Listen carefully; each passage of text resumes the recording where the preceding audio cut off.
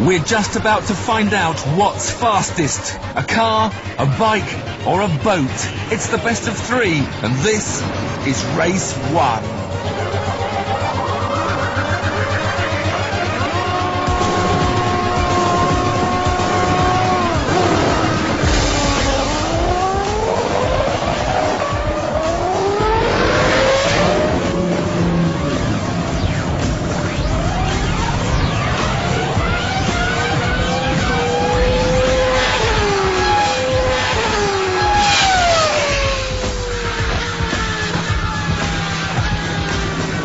Rutter makes a mega start and takes just 5.4 seconds to catch the boat. He finishes the quarter mile in 10 seconds, with Button taking 11 and Curtis 13.5. But Jensen has a problem with his car. Something wrong with the clutch, something wrong with the clutch. There's a gremlin in the anti-stall system, and the only cure is to turn it off.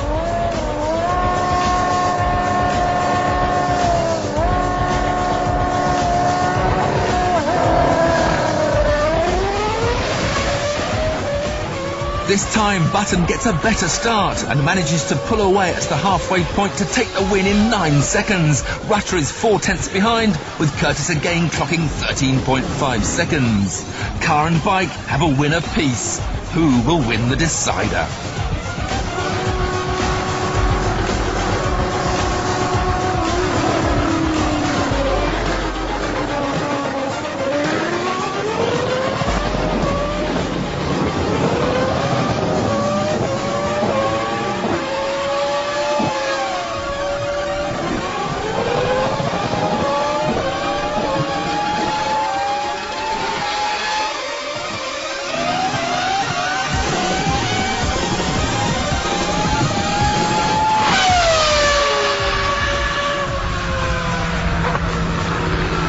It was an epic battle, and although level for the first 100 metres, as soon as Button could use full power, he streaked away from a wheeling Rutter, with Curtis again finishing 3 seconds behind.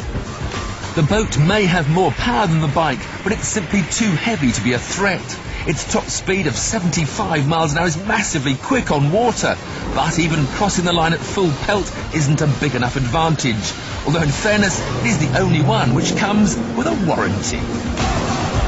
You may have thought with a contact patch the size of a palm, the bike's problem would have been grip.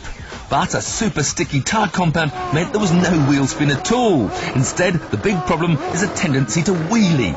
On one wheel, you can't use full power without flipping over. The team had lengthened the wheelbase by a few millimetres to try and help, but what's really needed is a chassis about 2 feet longer to shift the weight forward and keep the front down. Although the car is 3 times heavier than the bike, it has 4.5 times the power. But at the start it's even Stevens, because the V10 develops most of its grunt at higher revs. At around 100 miles an hour, the aerodynamics take over, pushing the tyres into the ground, allowing Jensen to unleash the full 900 horsepower without fear of wheel spin. To celebrate his win, Jensen kindly demonstrates what would have happened if he'd used full power from the start. His tyres would have been completely overwhelmed.